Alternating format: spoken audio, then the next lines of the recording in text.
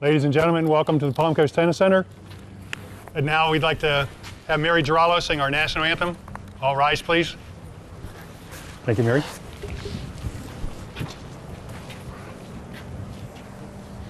Oh, say, can you see by the dawn's early light what so proudly we hailed at the twilight's last gleaming, whose broad stripes and bright stars through the perilous fight o'er the ramparts we watched were so gallantly streaming, and the rocket's red glare, the bombs bursting in air, gave proof through the night that our flag was still there. Oh, say, does that star-spangled banner wave o'er the land of the fair and the home of the brave?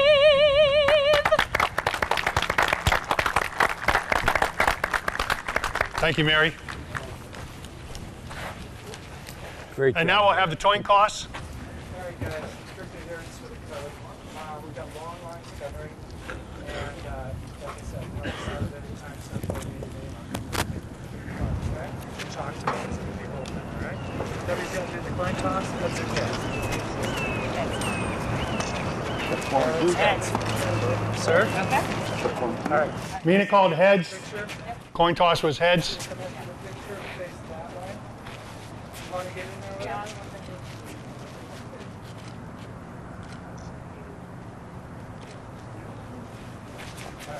You're serving, right, Gianni? Yes. Serving, yep. Mina will serve first. Okay.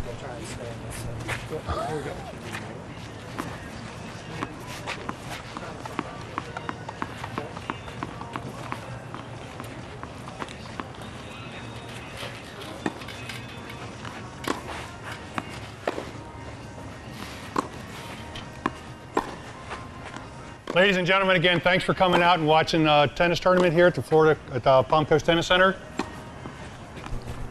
On my right, we have Gianni Mina. Gianni is from France.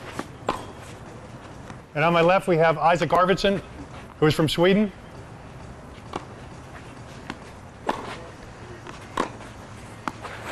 Isak Arvidsson is ranked 732 in the world, and Gianni Mina is ranked 596.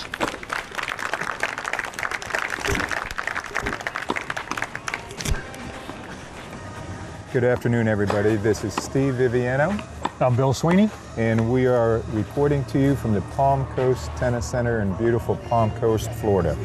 This is the USTA Pro Circuit $10,000 men's futures tournament at Palm Coast, and we have the men's singles finals that are about to take place here in Palm Coast. Bill, some thoughts about this week's tournament? Well, Steve, the players have had a hard time with the weather. They've had to sit and wait. We've had a couple of days that were rained out. But talking to both players, they're eager to go. They're eager to play. They have played a match already today. The weather's perfect now. It's a little breezy, but I'm looking forward to a great match. So am I. The USTA Pro Circuit tournament, futures tournament, returns to Palm Coast for the 5th consecutive year and 9th year overall. It is the 4th USTA Pro Circuit Men's Tournament of 2014 and one of 7 consecutive 10,000 futures held in Florida on clay courts to kick off the 2014 USTA Pro Circuit season. In conjunction with the USTA Player Development, the USTA Pro Circuit continues to emphasize the importance of increased training on clay for younger players, and Palm Coast is one of the 15 USTA Pro Circuit men's events held in the state of Florida this year. So you know what? We're very fortunate to have it. You know, we are, Steve. I mean, you know, Palm Coast is not really a big city, but to have tennis of this quality come here and play every year, it just says a lot about Debbie and Rich Stanfield who run this tournament. It's great. 3 years ago, we saw Jack Sock win the doubles here. Now people get to see him on TV. 2 years ago, Ryan Williams was a finalist here, lost in the finals. This year in the Australian Open, beat Juan de Potro the first set. I mean, this is great. People come out, they can see guys who are up and coming, and in a year or so, get to see them on TV. That's right, that's right. And today's players, we have Gianni Mina, who was seeded 8th in this tournament, and really someone who was not even seeded, Isak Arvidsson, his opponent. Well, you know, watching Isak play through the week, Steve, you know, the thing I notice is he's real consistent, and I think that's helped him quite a bit. I think he's played some guys who are better than him, but he's kept his game together. He's, like I said, his consistency has brought him to the finals. I think he's going to be really tested here. Mina's playing great. Mina is playing beautifully this entire tournament. Now, to give you some background on both of these players, Mina is ranked presently at 596 in the world. His age is 21. You will notice he is a right-hander, and I mean a wicked right-hander. Well, Steve, I had spoken to him earlier, and he says, you know, he'll run around his backhand a little bit. He's had problems with his left wrist. And so watching this match today, you're going to see that he's going to slice a lot. He's not going to drive the ball much on his backhand. Simple problem, again, he has the wrist problem. But I tell you what, you hit the nail on the head, brother. When this guy lines up for that forehand, it's lights out. And in the interview with him earlier, he said that this injury really held him back about 2 years worth of tennis. He mentioned that, you know, he's had problems with the wrist and other injuries. And now he feels that he's healthy, and it shows. I mean, he's playing great tennis, and he's got a big serve, doesn't he? Oh, I'd say that serve, when he hits it, you know, perfectly, is going about 120 to 130 mile per hour. I mean, it's how these guys are returning these balls. It's unbelievable, Bill. It is, because again, you're talking Federers and Nadals. They're, you know, 115 to 120 and stuff. So this guy has a pro serve. That's right. And you know what? He's often compared, in my eyes, to Gael Monfils, the pro from France. And you know, Mina is from France. But when you look at his serve, he sets up his serve just like Monfils does. And he's quick, very quick like Monfils, gets around the court beautifully, and he's just fun to watch. Yeah. And again, now you're going to use comparisons like that. Arvidsson reminds me of Edberg, reminds me of Borg, reminds me of Wielander. This guy here moves around the court and just gets everything. He's like a backboard. And that's what the Swedish tennis players used to be in past. That's right. And so, like you said, great comparison from both. And here we go. We'll go over a little bit more bio on Arvidsson in a minute here. What? Mina is serving first.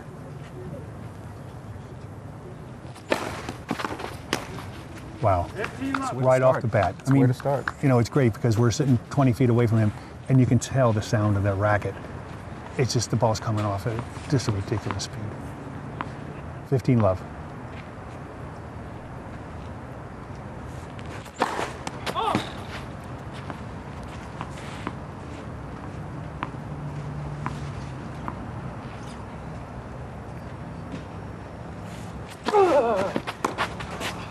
And it flies deep. Mm-hmm. Good second serve, had a lot of spin to it, a good kick serve. Big difference from the first serve to the second serve, but Yes. he still had so much spin on the ball. Makes it tough. Right, we're at 30 love.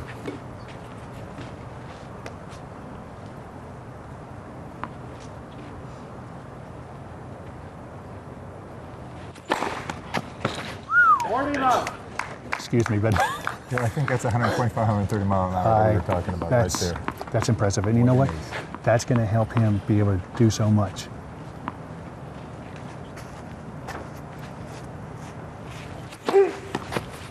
There he went. Now he went with the second serve basically on the first serve. Did you see that, Steve? It's very smart. Instead of coming after it again with the speed, change it up a little bit, move it outside, slow it down. Arvidsson's looking for the heat. Got the change up, couldn't react. And that changeup really sitting here, that jumped about 10 feet in the air. So, and went to Isak's backhand. So that's a very tough shot just to get your racket on and to try to keep it in play. Okay, we've got a 1-0 Mina lead right now, and Isak's about to start with his serve. Now he's got a very good serve as well. It's pretty consistent, Steve. I was watching him serve earlier today and the last couple of days, and it's pretty consistent. Doesn't have the pop that Mina has.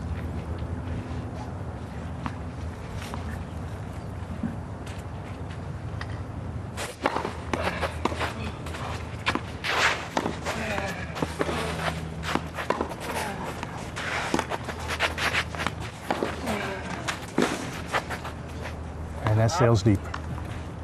And that was that backspin or the backhand that you were speaking about earlier. Correct, yeah. He's Slice. That's all he'll do is he'll slice everything. But he's got to bring that down.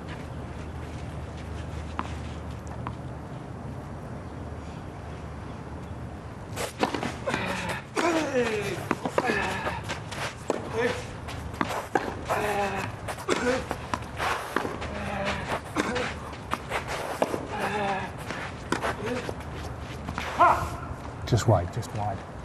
Again, the slice. Yeah. Well, again, that's just part of his game. It's a little weak. So the 2 points that Arvidsson has gotten this game has been on the slices for Mina. So will Mina's continue to hit to Mina? Will Arvidsson continue to hit to Mina's backhand? Smart play.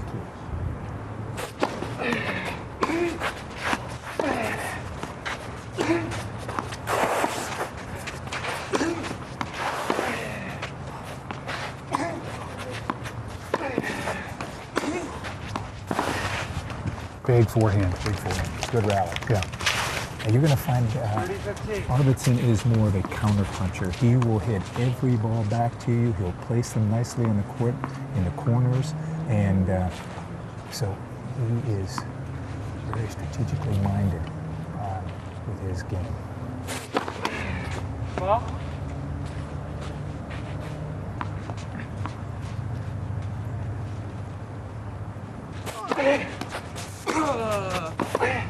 Yeah. Again, 30 off. Mina's got the power. When he hits that big forehand, it's hard to react. It is. It is. And right now, Arvidsson's playing at least 5 to 6 feet back behind the baseline to give him a little bit more room. He needs to, because if this guy unloads on that forehand, he's got to be able to react.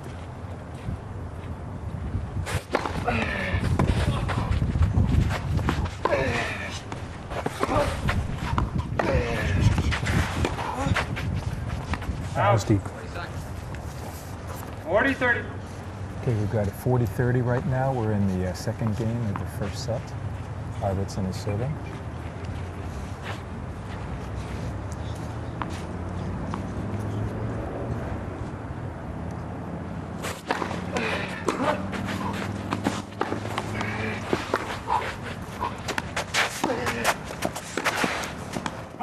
Oh, just wide. Just wide. Hey, Arvidsson.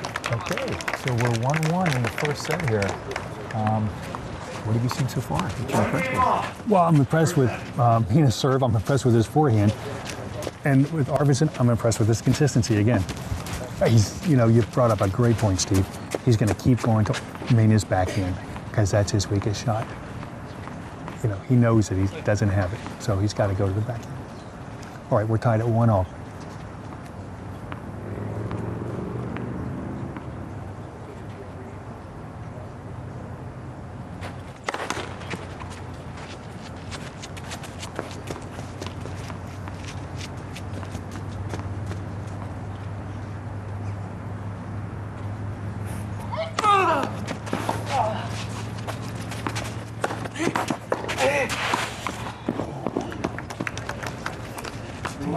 Missed the volley.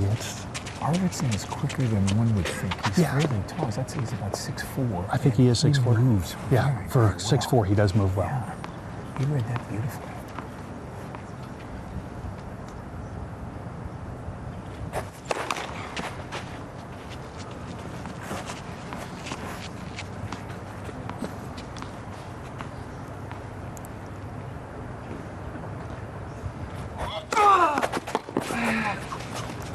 Serve fooled him. 15 off. Went to the same serve he won the first game on. Went to his backhand, slowed it down a little bit. Nice kick. a lot of spin on that ball. I'll tell you right now, he takes a little steam off of it, but there's a lot of spin that's applied as well. Which is smart. You know, as a tennis player, Steve, you just can't keep throwing the heat in there. They're going to line it up. Change speeds, move it around.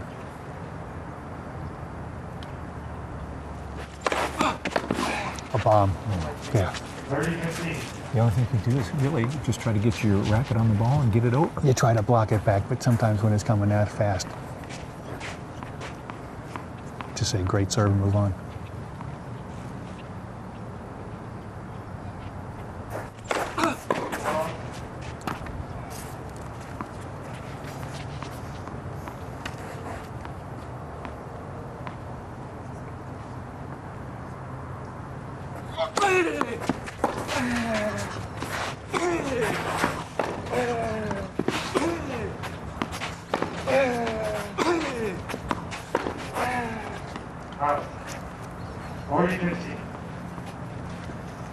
Right now, I think they're just trying to test each other out to see what shots they have, see what angles they're taking, and so forth. Great point, Steve. It's like a heavyweight fight. These guys are going to jab, move around, test each other out, see what you have, and go, find out what's going to work, and then apply it.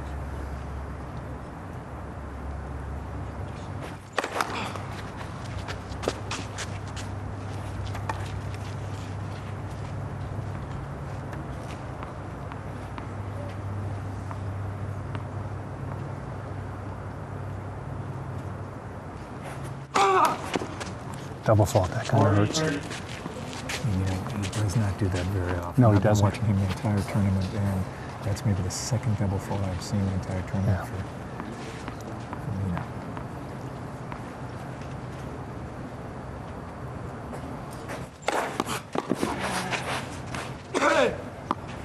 Nice shot, right on the sideline. Look right on the tape. So we're Isaac's looking at it right now. Yeah. He'll rub it out probably. There it goes. Yep. so it's 2-1. 2-1. Okay. Yeah, good Steve. one. Yeah, good No, one. I was just going to say, I think, again, Mina's going to keep hitting that big forehand. Arvidsson's going to try to block everything back, get everything back. And, they're going to try to find what's working for them. And then they're going to attack using that. Isak, in watching him also this week, he's very patient. He wants the other opponent, his opponent, to make the mistakes. Well, he, as you said, Bill, good point. He'll just keep on hitting it back, Yeah. hitting it back. He'll angle it, and then the other person, his opponent's going to make the mistake if they're not patient. That's a great point. But with Mina, you get that big forehand. It's going to make you think. That's right. You make just the smallest mistake against Mina, he's going to put it away on you. Now, some background on Isak Arvidsson. He's Swedish. His ranking at the present time is 731. Highest ranking in 2013 was 554. He's 21 years old, hits right-handed, and as you can see, they're both two-handed backhands, but also Mina uses the slice back in the one hand. And again, because of the wrist, he just doesn't have the strength in there to drive the ball off his backhand. All right, here we go. 1-2 first set.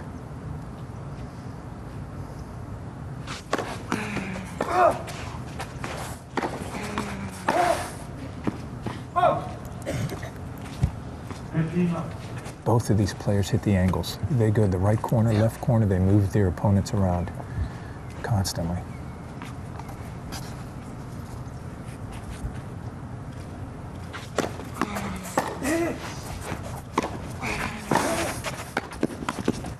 Great volley. Interesting. That first serve, he took a little bit off of it, like Mina did in the first game. Put a high kicker on his backhand, and it worked. That point reminded me of an old Swede, Stefan Edberg. Take a little bit off, come into the net, and put it away.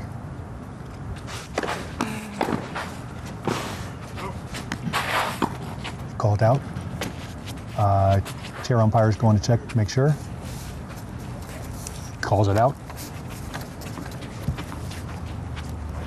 Chair umpire today is Tim Kurt, and he's overseeing the entire match.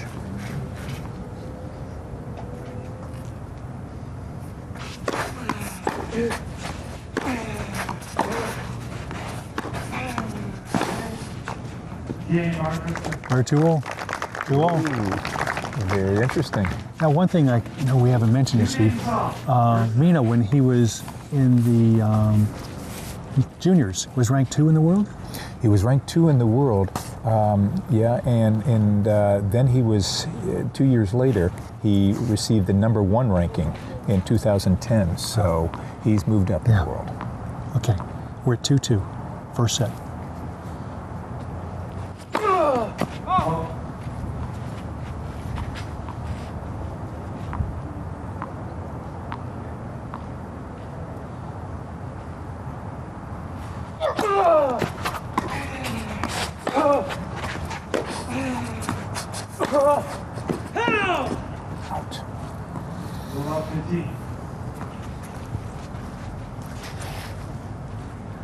Right, we're at love 15.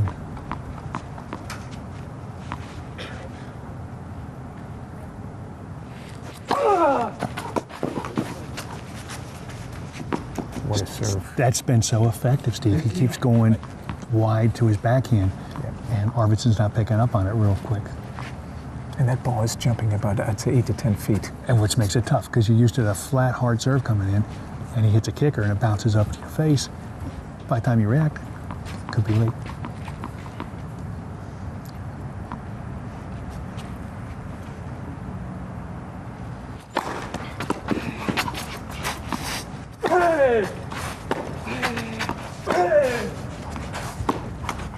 Let me tell you something, Steve. I could have closed my eyes and tell you that first serve was a bomb. I mean, you can just tell the sound of his racket when he hits it. It explodes. People, we are sitting about, I'd say, 10 yards from the players, and just hearing the pop off of these rackets, it's amazing.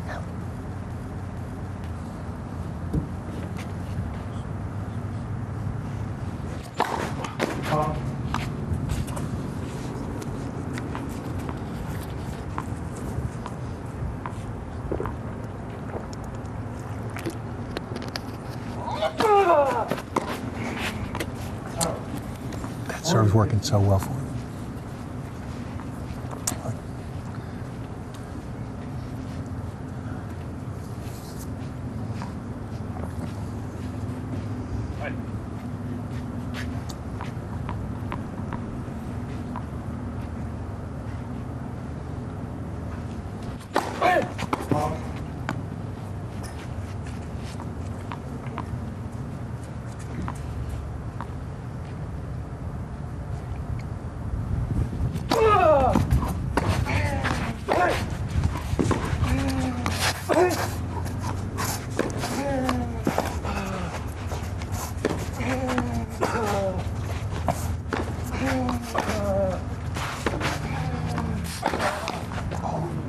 Went for it. Yeah. And you can see earlier in the point, Steve, Mina run around his backhand. Yes, he did. Yes. Okay, we have 40-30 in Mina serving.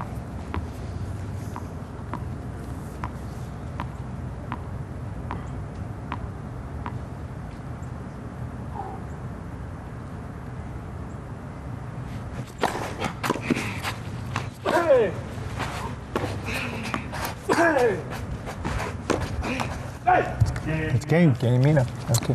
You know what, Bill? You mentioned the juniors. In 2009, he was ranked, as I said, number 2, highlighted by a runner-up finish at the Roland Garros, where he lost to Berta. And he also is the winner of the Under-18 Orange Bowl, which is the first French titleist since Forget in 1982. So he has a history.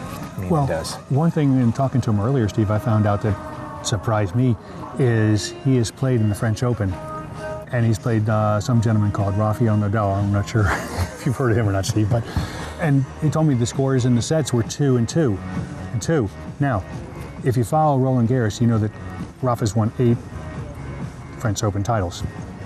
He's the king. To win a game against Nadal on clay is unbelievable. So you know the guy's got talent. Like I said, the last couple of years he's been hurt, hasn't played very much. Talking to him before this match, he says, you know what, Bill? I'm happy because I'm back on the courts. You know, he's happy just to be playing tennis again, because for the last couple of years, not so much. He hasn't been playing much. He's been hurt. And he told me, hey, listen, I just want to do well here, but I'm just happy to play again. And he said that he gets motivated by the fans. He loves the people coming to watch him play. So I'm glad we have a good turnout here. People are supporting them, and they're seeing a wonderful match already. And let me say one more thing. Great job by the ball boys and the ball girls here. We should really give them a great hand. They come out here, they work hard. Thanks much. You're right. All right, we're at 2-3.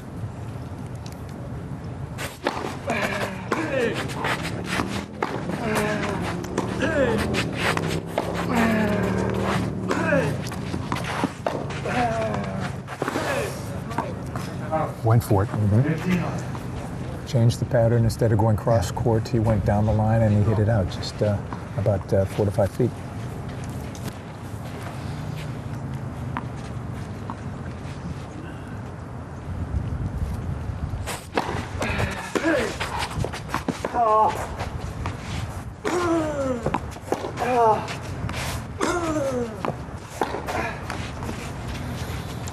Went for the angle, just Yep. missed it. Yep. I think he's got to try size like this, Steve. You know, I mean, he's got the consistency, but you don't want to get into a slugfest with Mina because if he unleashes the big forehand. That's right.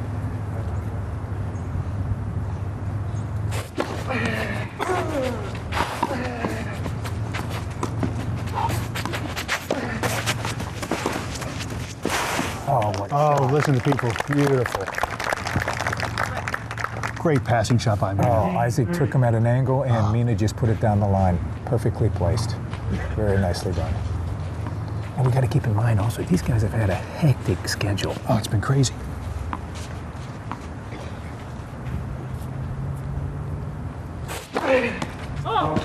Just out. Went for the tee and missed it.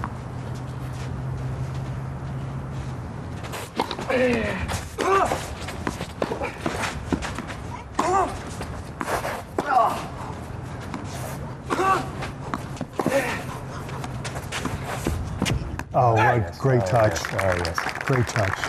I think, and on that point alone, you see Mina running around his backhand, using his forehand. He's running around the ball, using the forehand because his forehand is so strong. And what he's doing, he's angling the ball in the corner.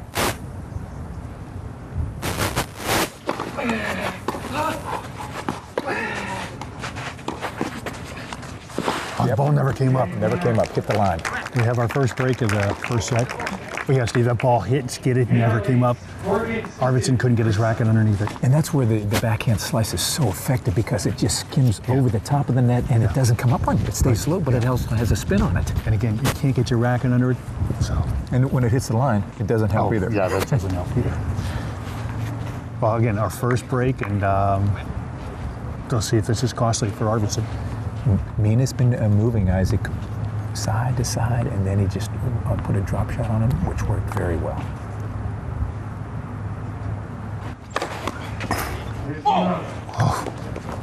Impressive.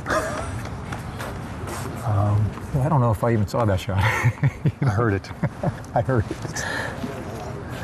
Our cameraman's looking back at us and said, wow, he's almost on the court. Just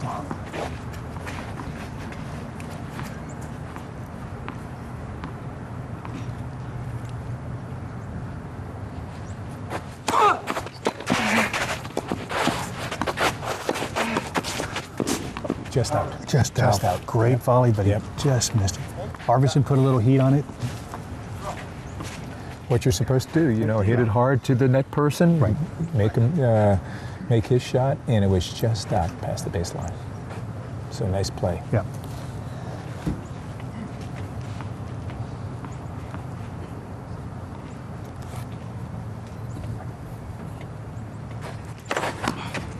Another ace. 30-15. I almost want to say mon fils. You know, I'm tempted to say mon fils, but I tell you, Mina is really just plastering that first serve. But you talk about strategies and everything. I tell you what, we're going to be fortunate to have David Hernandez here, and Dave is the head pro here, and he's going to come join us, and I think he's really going to give some good perspective.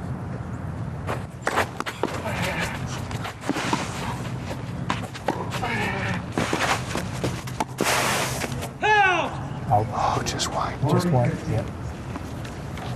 You feel the momentum changing a little bit? Well, yeah, I do.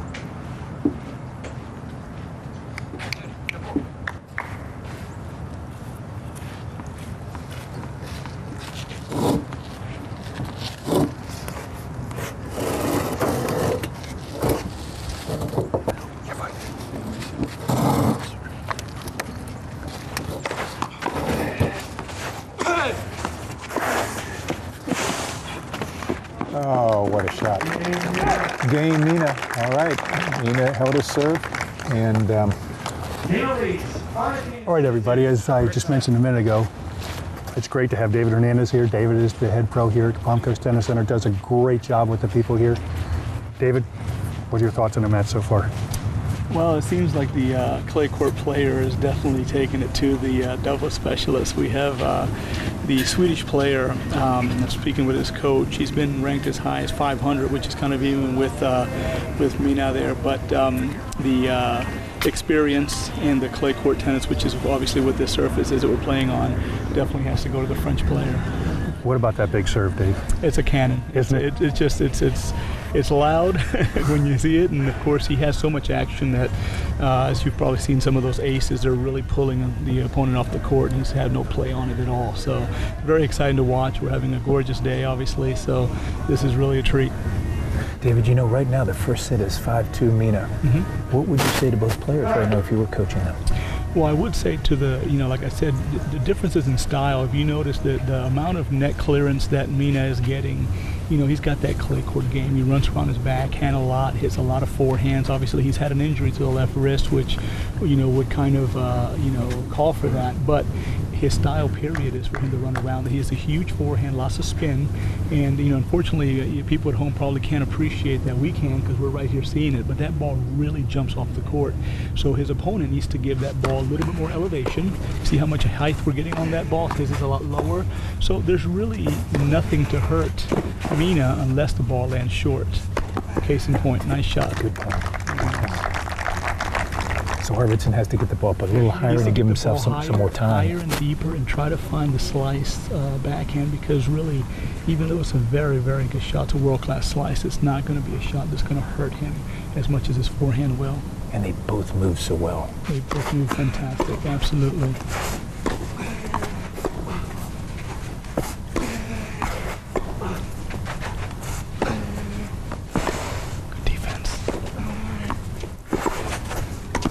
Nicely played. But what a point by Mina just to get to those, Dave, right? Absolutely. His defense is very, very good, and we see what his opponent had to do there just to win that point. He had to hit two winners basically.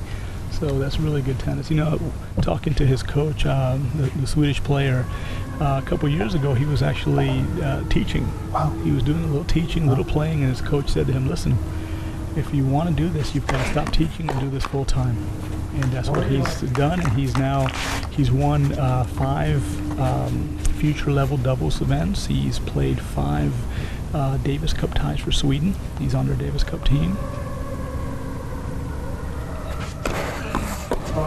So he is a true challenger without a doubt.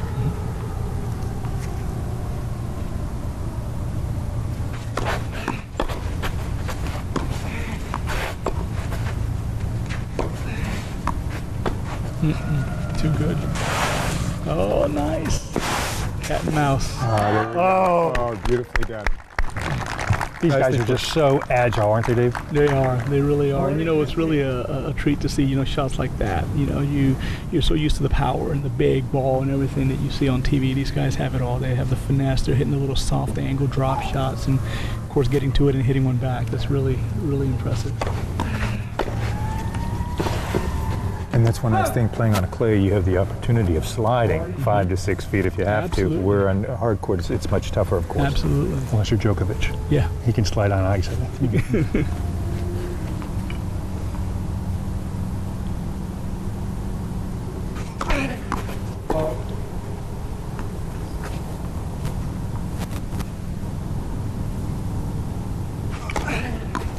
Awful forwards.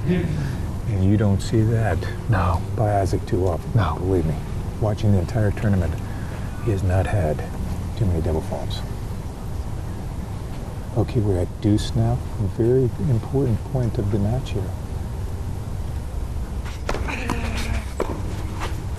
Again, we can see that net clearance.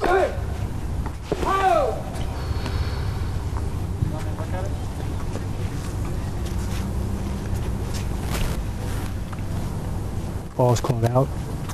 Mina's coming to take a look. Guess he saw that it's out.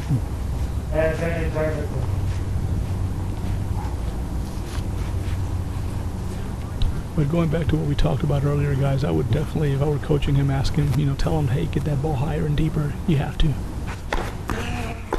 See, that's the type of ball he needs to be hitting. There you go. Yeah. Good point. Very good point.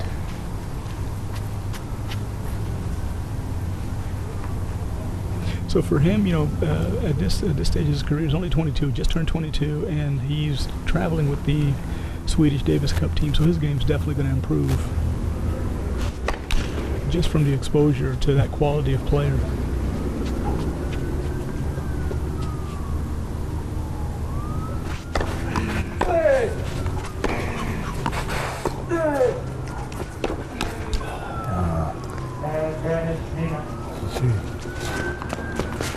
That's one of the games, or one of the shots in professional tennis that, in my opinion, has really changed the game, is that down the line driving backhand.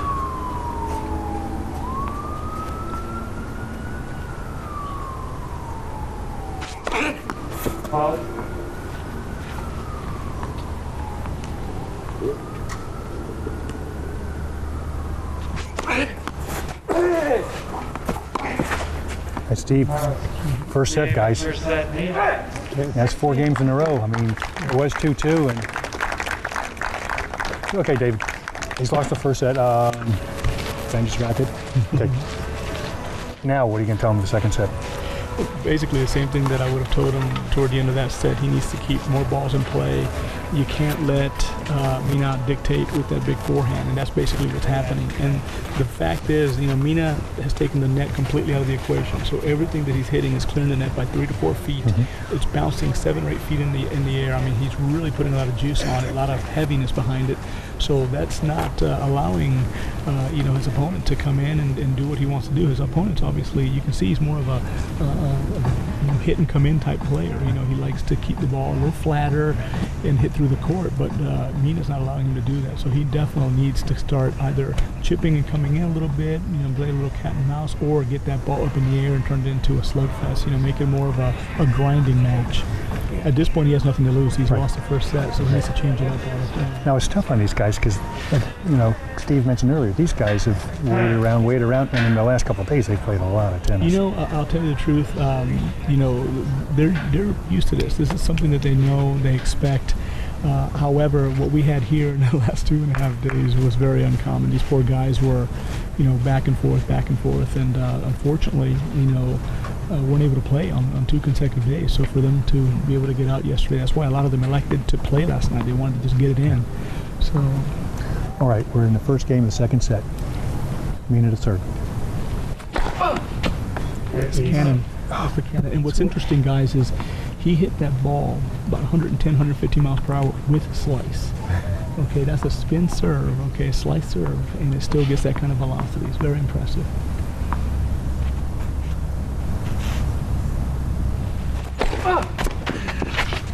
Hey! He is just placing those balls. Yeah, and the angle that we have right here, guys, we're right on the baseline. You can see how much weight transfer he gets into his serve, where his toss is. He puts his legs rather close together, a la Roddick and Monfils, but he really gets a lot of acceleration up and through the ball. If you watch his leg drive, he's off the ground every time. Look at that. He's 3 feet inside the court when he lands. He went with the slice again, like you said, and kicked it up high. He's playing his game right now, and it's working. There's nothing right now. He's doing what he does, and his opponent's not doing anything to upset that.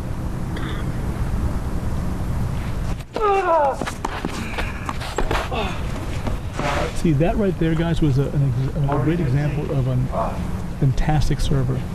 Totally threw me for a loop. It looked like he was going to hit more of a slice serve because he tossed the ball more into the court, yet he kicked it. That's something Pete Sampras used to do. Throw one toss up and do something different, really throw you off. As an opponent, that's hard to pick up because you don't know where it's going to go. Absolutely, yes, sir. The lead in the first serve.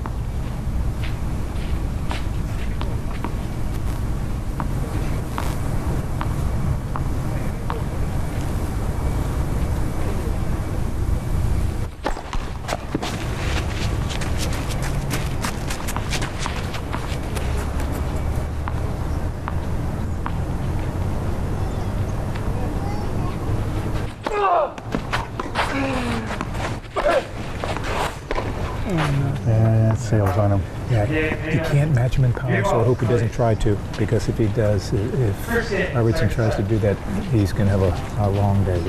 Dave, let me ask you a question. Yes, sir. You know, you've lost the first set. You've lost the first game of the second. When does this start becoming mental? Well, I mean, at this point, he needs to be fighting. It's going to be a grind at this point. So all he wants to try to do now is stay in the points. Hold serve is paramount. He has to hold his serve because at this point, if Mina breaks him, he's already up a set. I mean, then he's going to start going for broke because he'll have absolutely nothing to lose, and then it'll be a very short day for his opponent, unfortunately. But tactically, he needs to get that ball up in the air. You know, one of the things that makes tennis so much fun is how you can change levels on your opponent. And I'll talk about that in just a second. Great.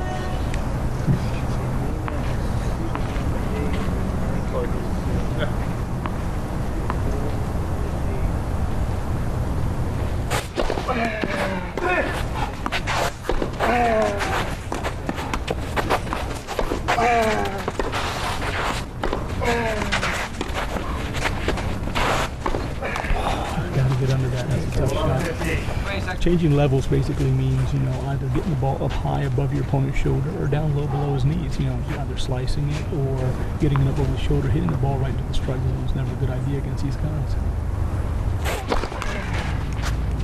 Because then they can start dictating and really start to build a point in their favor.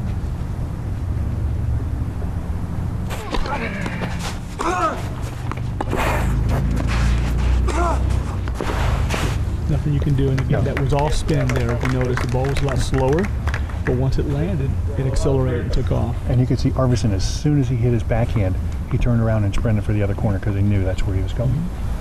And it's dangerous on this surface because, as we've seen already in earlier points, you know, you can very easily be wrong-footed that way as well.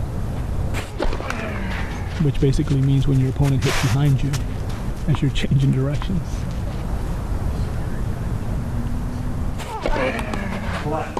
Second serve. All that.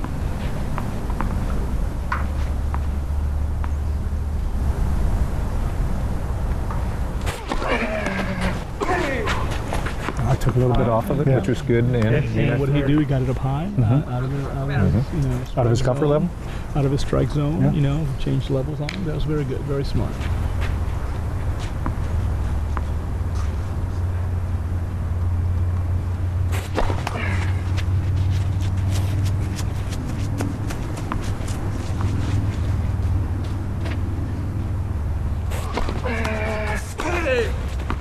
Incredible. Wow. Incredible. And you There's notice so much action. Yes, he does, and he's running around. That shot, take it on his forehand, which is Absolutely. giving him more action, more angle, and everything else. Absolutely. Kind of reminds us of a certain Spaniard who's ranked #1 in the world right now, doesn't it? Sure does. Big forehand, and I'll tell you, these strings really make a difference when it comes to how much spin these guys can get on the ball.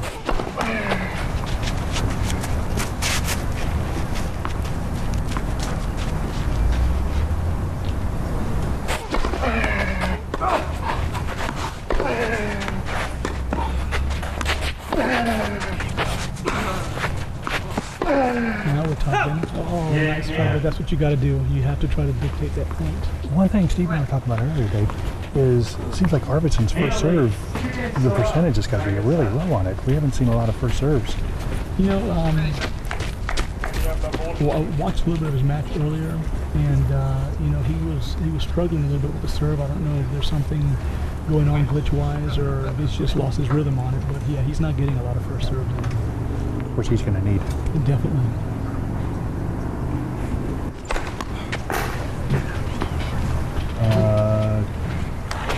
Questioning the call. Umpire's getting down. Yep. He may be disappointed. No, it's out. Yeah, he called it just. Oh boy, here we go. Oh, let's see. Oh, come on, no, it's just wide. It was awful close. And with the ball traveling that fast, a little hard to see. Absolutely. Fortunately, these courts leave really good marks. It's just wide. I don't see a space. I think they're questioning. Mina thinks the ball was in a different spot than where the referee thought it was. Okay, second serve. Hard court, you never know. Yeah.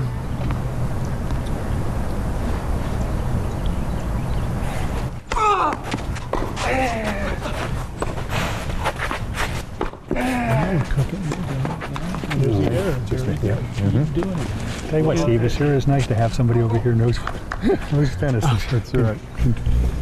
You know, guys, we saw it. Of course, people on TV can't see this, but that ball was 8 feet in the air when he made contact with it. That is a serious kick serve he has there.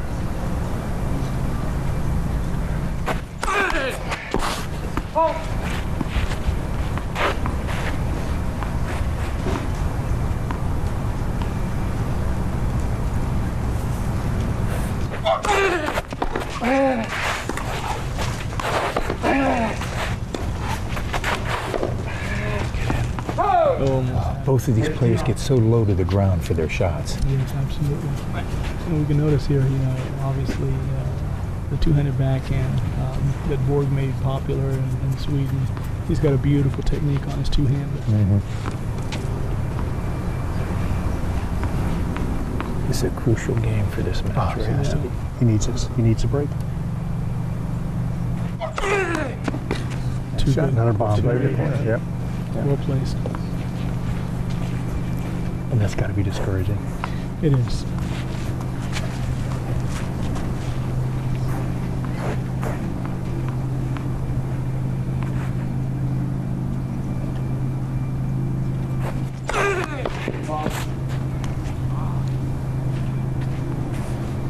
It's if he uses that kick serve, like you were saying, David, and drive him back. I'm sure he will. Let's see here. Yep. Yeah, and he took it early to try to prevent the height on the ball in the backhand. Yeah. You know, playing at both of you guys are tennis players, obviously pretty good ones, and you know that playing against a big server is never any fun. I mean, you know, just when you think, oh, it's 40-love, I got triple break, I'm going to win, and he reels off a couple of aces. Next thing you know, you hit a ball into the next court, and it's deuce. Yeah.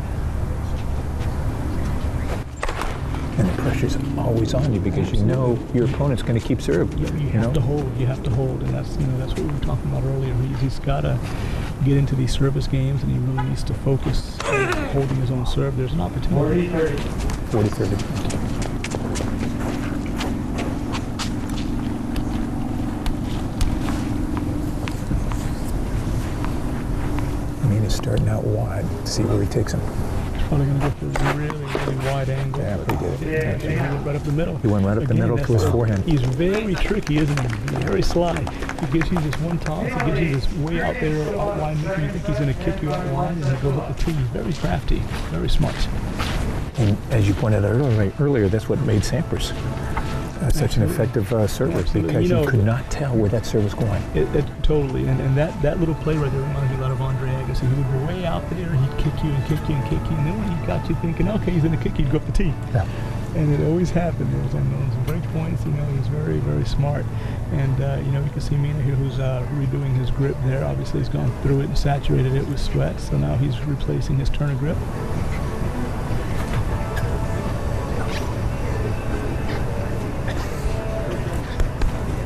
Okay. Well, we have 3-0 in the second set, so you know what? This is an uphill climb for Arvidsson right now. Absolutely. He's going to be serving. So again, he's got to be thinking, I got to get my first serves in. Yeah. And you know, mentally right now, like you pointed out earlier, you've lost the first set pretty handily. You're in the second set, you're down 0-3. You know, what can I do? How can I do it? I need a break here. You know, unfortunately, that is definitely what separates, you know, a higher level player from a lower level player. When you put them stroke to stroke and you're watching them warm up, you go, oh, these guys are both equal. It's how they fight, you know, how they focus and how they're able to just eliminate everything out of their mind except, you know, the task at hand.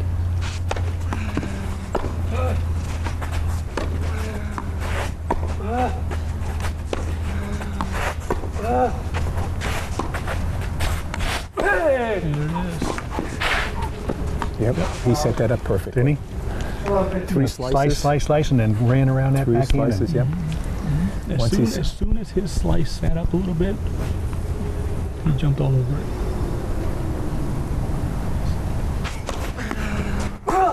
Look at the elevation. Yeah. Again, that ball, he's smart. I mean, he's not giving himself any risk at all. He's got so much margin for error. You could hear Arvidsson screaming, and I think it's kind of getting to his head a little bit. You know, Unfortunately, if he's not strong mentally, this is going to be a short afternoon for him, because this is when you have to fight.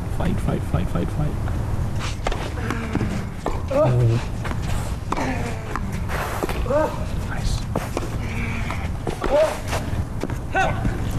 You know, and of course, it's very easy for us to say that. That's right. We're sitting over here. That's right. But you know, that's what really, when you watch top players, even you'll see someone like Ferreira get bageled in the first and still come back and win the match. How the hell did that happen? Why? Because he never stopped fighting.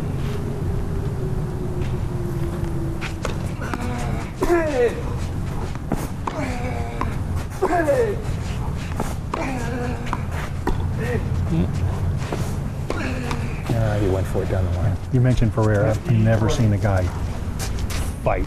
And I've never seen a guy win so many matches with.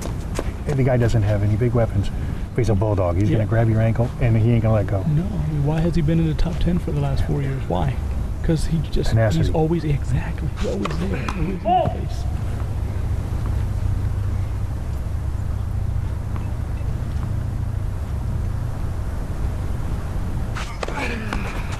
in the face. Oh no. You got it. You got it. Oh, Very nice. great effort, though. Absolutely. I mean, when we saw the ball hit the net and it was a let, we're like, okay, Yeah, it's over. point's over. We all three thought it was done, but he got it down and went back up there and got it in play. He really showed his speed on that point right there. And what you mentioned earlier, Steve, with his sliding, he slid, he hit him and kept his body under control, whereas before, there you go. Guys, you see the different dynamic here now? There you go, changing the level, smart. He ran around the backhand again and got it forehand inside out. And I just have to say that this is what's happening. He was in control of that point. Yes. For 3 whole shots, he was in control of that point. Suddenly, his shot floated a little bit. He was able to get over, hit a big forehand, and there it was. So from that ball there, had it been in, it would have been all Mina. He would have been dictating the play because he was able to get off that big forehand. Well, it's 4-0, guys. 4-0. Mina, I mean, this is time to put out. Looks like I'm going to have to give him a ride in my car after all. Huh? That's right.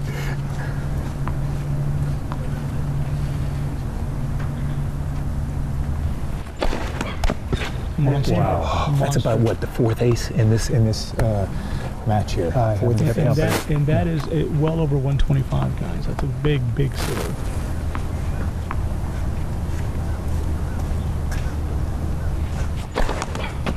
Right. Thank goodness, yes, because that was another ace.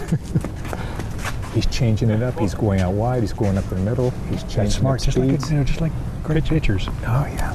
You can't keep throwing the fastball because they're sitting on it. You throw the changeup, throw it outside.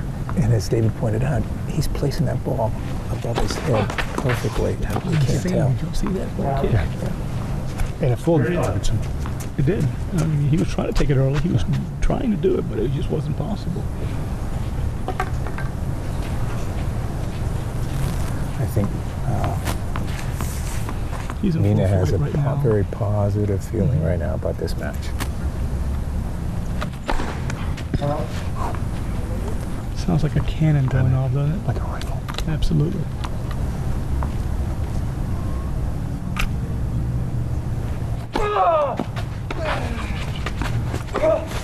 There's the elevation we talked about. This deep? That was out. Yeah, that's always deep. Yep, and he caught it. He almost got what they call a Yeah, they call Luxilon it. bounce there. And you notice on the serve also, it's spinning, and he cannot read the speed of the spin and where it's hitting him on the body, so he has to adjust. Well, the And amount it's of very RPM tough. is what you're talking about. He's getting so much juice, and by juice I don't mean power, I mean spin on the ball, that it really does just jump off the court. It actually explodes off the court. You know, our head pro here at the facility, Eric Dubin, he and I were talking about one of the players this week, early in the week, needed someone to warm up with, so I warmed him up. And, you know, I'm a fairly decent player. I don't play anymore, but I'll tell you, his ball was so difficult to handle. I had to move back almost 3 yards just so I could get my racket on it. And that guy wasn't even this guy's level. So that was a qualifier. So that just, you think, wow, you know, how heavy is his ball? David, isn't that why people have problems with Nadal, though? Absolutely. Yeah. Absolutely.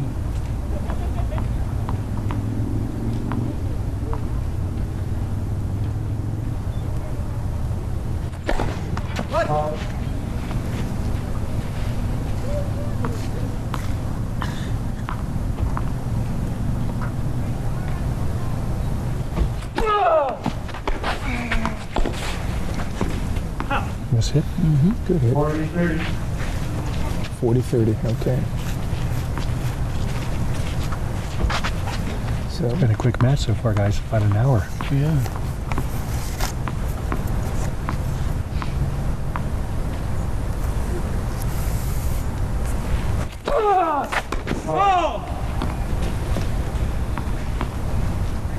All kids are doing a great job, aren't they? Yeah, we just mentioned him earlier. It's great. That is monster. oh, nice return. And exactly, and the return was even better. He Yes. took it early, used his left hand, and really got the angle on that return.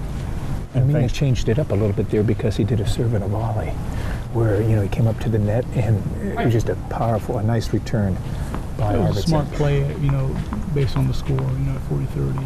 It was the point you only had to do, so why not? And Dave, thanks for putting the ball girls and ball boys together. Oh, it's my pleasure. You know, a lot of these kids are all from this facility. They all train here, and they're part of our program, so this is a real treat for them.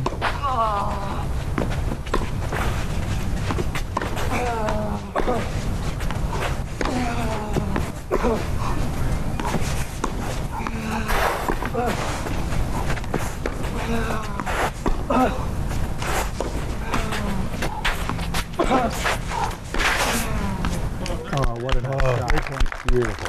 Yeah, this is a real treat for them to get out there and be at this level with the pros. And, you know, one of them was telling me earlier, she says, you know, when they hit it, the fuzz comes off the ball. And I was like, yeah, they hit the ball rather hard. So, of course, that's going to happen. It was very neat for them to be able to see something that they wouldn't see from the sideline, for example. They wouldn't be able to see that.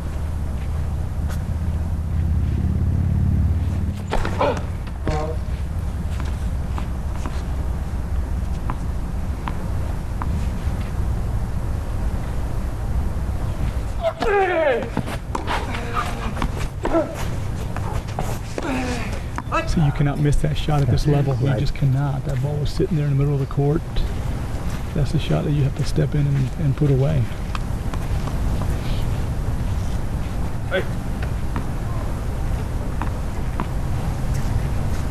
Okay, we have deuce Yeah.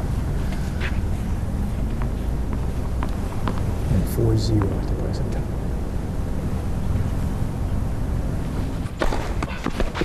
Big serve. Nice serve, big Very, serve. very well placed right in the corner. Yeah, yeah. And as you know, David, it is about speed on the serve, but it's also more sometimes about placement. Absolutely. You know, these guys have seen everything there is to see, so you have to fool them a little bit. Oh, another big serve. Another big serve. And as you pointed out earlier, Bill, he's got such a big serve that big part of his game is serving. And he knows he can hold. And so if he can hold, you know, take the opponent's serve and win 1 or 2 games, 3 games, he's right there. Yeah. And one of the things that he's doing a very good job of, and I don't think his opponent has picked up on that yet, is that whenever he's hitting that wide kick serve, or even a kick serve up the tee, he always takes a step or two to his left because he wants to hit a forehand. So, you know, his opponent might want to maybe try to get one down the line just to keep him honest here and there. And when you look at that last game, really Mina had the game in hand. Yeah. Yet Arvidsson hit some beautiful shots, Right. went to deuce, and then you had 2 wonderful shots, Right, serves yeah. from Mina. Well, he's obviously, you know, giving it the Olympic try. He's not folding, he's not tanking, he's definitely trying. We can see the emotion in his face. He's really wanting to make this a match, but unfortunately every time he takes the upper hand, he's losing it. You know, he's either giving him a short ball or, you know, Mina's coming up with a big forehand again, which is making a very big difference in this match. And that's where you see the experience coming into play. Absolutely. His footwork is phenomenal too. I mean, you can't just run around it, Now, I didn't start watching the full match because I had a couple things I had to deal with beforehand. But from the third game on,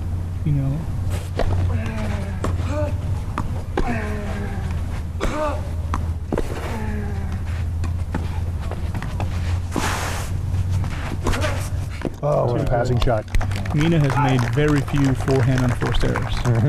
And that as a player, when a player has that big of a forehand or it's just on or a combination of the two, you have got to find the backhand. And that's just not been allowed because of Mina's footwork.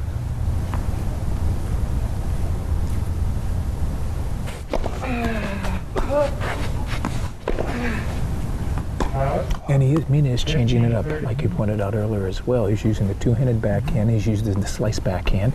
So he's throwing a lot of different levels. Yes, at he's definitely Arvidsson. changing levels. And as we saw here, like I said before, you and I, we're right on the baseline here. The reason why he needs to play that ball was because of all the topspin that Mina put on that ball. It jumped right out of the strike zone. It was very difficult to handle.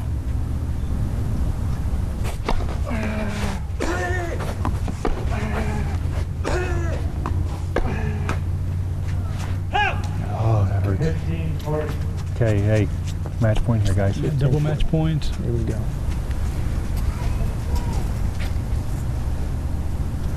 And unfortunately, it's all been about his inability to find Mina's backhand. Mina hits forehands at every turn. And as you mentioned before, the first serve percentage must be in the 40s. Maybe less. Oh boy, what a way to go. That's a shame. What a way.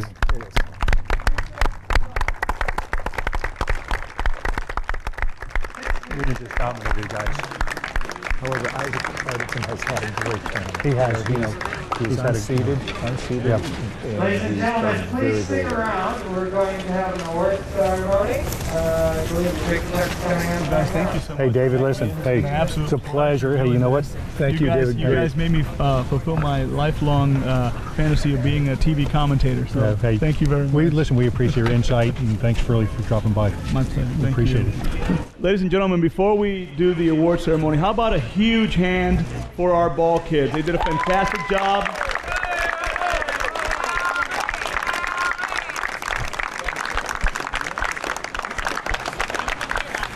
All right, so what we're going to do is we're just going to go down the line. Everyone's going to give their name. And most of these kids, by the way, are right here from our program. They all play here at our facility. They're part of our junior development program. So I'm going to start right over here. My name is Forrest. My name is Ian. My name is Fisher. Peyton, Dominic, Caitlin, Anna, Allie, Mina, 1 year. Alex. All right, Alex, thank you.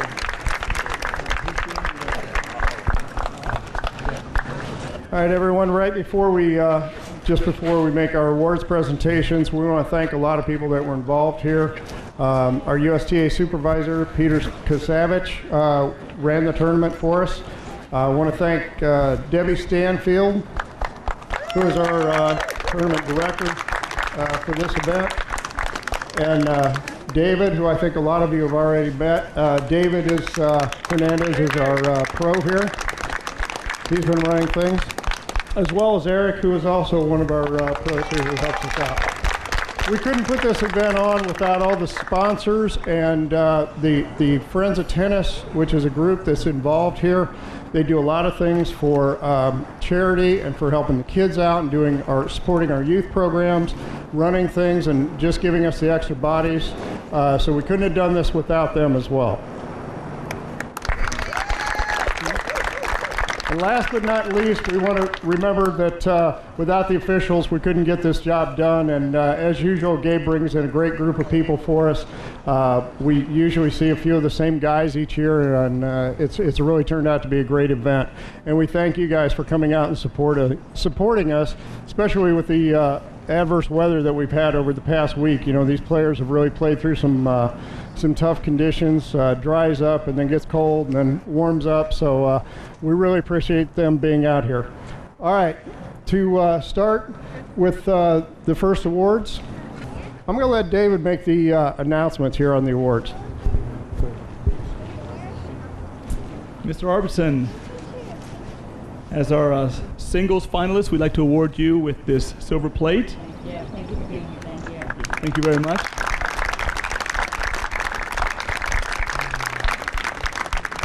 Yeah, first of all, congratulations to Gianni. You were too good today. You killed me. And thank you for the USTA making this event possible, and for the organization, Debbie and everyone around here. It's been a long week with a little sun, but I think that when I come home I will see this as one of my best weeks in my life. So thank you.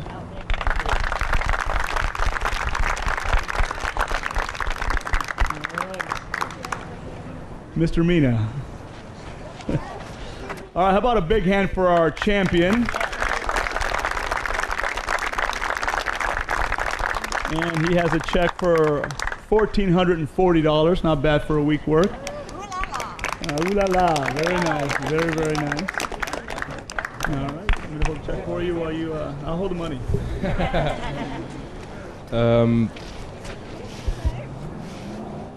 First, I would like to say congratulations to you, because you played very well this week.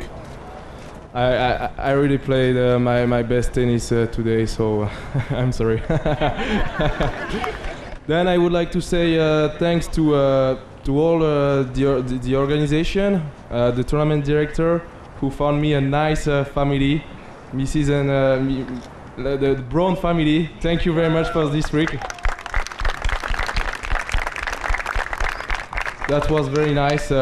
This tournament was very long because of the weather, but it was the best on all 4 first tournaments in Florida, because the organization really take care of players, and I liked it, and there was a crowd and everything. It was a really nice tournament for me, and I'm very happy to win today, because it's been a long time that I didn't play like this, and I'm so happy for the next of the season.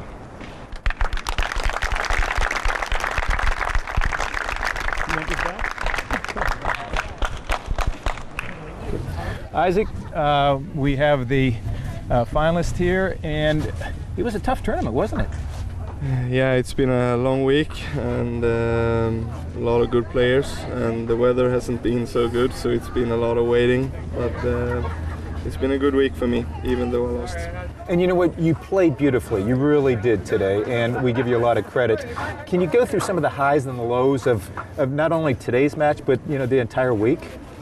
Yeah, I mean, I came from a semi-final last week, and I played really good in the beginning, and then we had 2 days off because of the rain, so it was tough to not hit on one single ball.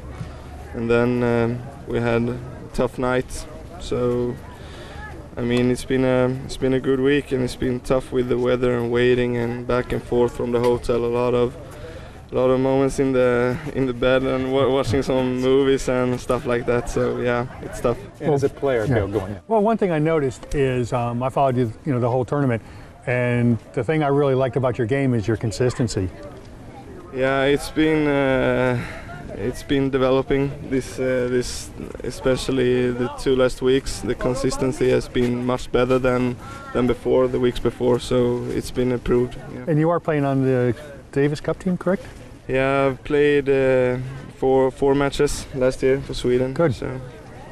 Taking this tournament now that it's finished, what does the future look like for you?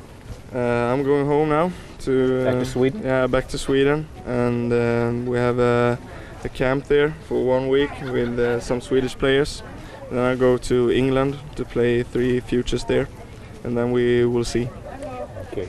So you get a lot of good experience in the next several months to come. Yeah, it will be a lot of matches, hopefully, and tough matches. And but that's the way on the tour. And I think that both me and Gianni and all the other players love this, so that's why we do it. Great. Listen, we appreciate you stopping by. You had a great week. You made it to the finals, and 2 years ago, a gentleman named Ryan Williams lost here in the finals, and he was in the Australian Open this year. So Yeah. we hope to see you on TV in a couple years. Thank you. All right. Thank you so much. Thanks, Isaac. We're here with the winner, and I have to tell you, you played awesome. Yeah, thank you. Yeah. I mean, you know, we were sitting here, we were talking with Dave Hernandez, who's a pro here, and he was evaluating your game. He was evaluating what Arvidsson had to do. And nothing he could do came close to solving you. You hit your forehand, you hit your big serve. You just played incredible. Yeah. I mean, I just changed a bit my game, you know. Before I was hitting the ball every time fast, every time same rhythm, you know. And I had my wrist off for 6 months, and I worked hard my slice, and now it's just a new thing in my game. And you know, it was very hard for him to play on my slice, you know. I was just waiting him to play on my forehand, and then I had the control of the print every time. So you know, I'm so glad that I have that new thing in my game that helped me a lot this week. Well, one thing he noticed is you varied your shots. You'd hit kickers, you'd hit balls higher, you'd slice it, and he thinks that that caused him problems. Yeah, I mean, we're on clay, and you know, you can't serve at 200 kilometers every time, so you have to change serve, use the effect and everything. And you know, I worked hard also for 5 months my serve, because I couldn't play any tournaments. My serve and my forehand, I have a big confidence on it now. So I mean, for 2014, it's a very good thing. Now you take this experience here, Gianni, playing in this tournament, and now where do you go after this? Then, you know, I was supposed to go to France to play challengers and ATP 250, but you know, it will be cold and I won't have the time to be really prepared. So I will stay off next week, and then I will play again 2 futures in Florida, and then I will go home for 1 week to see doctors and everything. But I just need to win more matches, more tournaments, you know. My first 3 tournaments, I was playing good also, but just I missed something. But on every tournament, it was better and better, you know. And on this one, I won this one. And the most important thing is that I'm very healthy today, so I can play tennis, and I'm just very happy about this. You know, having this tournament take place, what can you take from this tournament, this experience right now? That you know, you've had a lot of highs and lows, I'm sure, in the tournament because of the weather, because of, thank goodness you haven't had any injuries, but some other things that you've had to face this entire week and a half. The only most important thing for me on this tournament is my motivation and my spirit, you know. I came alone. That's my first tournament I won alone, you know. I'm not really used to travel alone, but this year, you know, I will have to, because the finance will be hard, you know. Sure. So that's just tennis, you know. But yeah, my motivation and my spirit was amazing, you know. I was so hungry of victory, and that's the most important. And you could tell that in this tournament. And you mentioned earlier in our interview that you gained your motivation through your fans, the fans that were out there. Yes. Did you feel it today? Yes, I felt it. You know, I like play with crowd. 3 last futures of Florida, you know, it was not very crowded, just few people, you know. But I have more energy when there is a big crowd, you know, and it will be better and better if I take points and if I play big tournaments. Mm-hmm. Yeah. Well, I have a feeling you're going to be seeing much bigger crowds in the future, and I know I'm going to be watching your name. Yeah, I have to tell you, thanks for this, but you know, I have to still work hard and stay motivated. That's the most important. Yeah. Well, listen, you played great today, and we wish you great success in the future, and it's a pleasure. You're a very nice gentleman, and congratulations. Yeah, thanks very much. You know what, and you just mentioned working hard. I'm going to wrap it up with one little quote that I found this past week, and that is this: hard work beats talent until talent decides to work hard. And yes. Young man, you work very hard, and you're very talented. Yes. Good luck in the future. Thank you very much. Yeah. Thanks very much, Johnny. Well, Bill, 2014 Futures men's singles is now over. I'll tell you what, it was one-sided, and it's a shame because Arvidsson really played well the whole week. He just ran into a buzzsaw.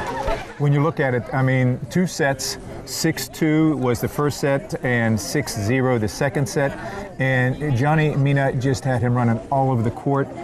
Mina's power in his serve as well as his forehand, his slices in his backhand were just unbelievable tonight. And as Dave, the pro here mentioned many times, he kept changing things on Arvidsson, and Arvidsson couldn't react to it. The guy's just got big serve, big forehand. His backhand slice kind of worked well, but just too much game. Yeah, it really was. And when you look at it now, this tournament, so you understand how important it is, the winner will get $1,440, the runner-up gets $848, but also it's the points that they receive to move on. And Steve, you know what? These guys need the money because they got to survive, but it's the points that really make a difference to them. The more points they get, they can move into the challengers. The challengers is more points, is more money.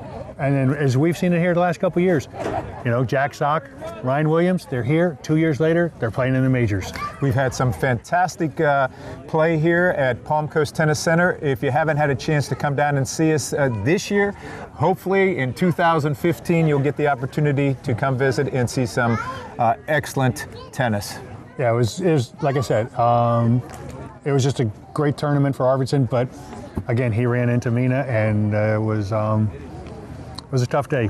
To wrap up the men's finals and the Futures Tournament for 2014, this is Steve Viviano. And I'm Bill Sweeney. And we thank you for joining us. Thanks much.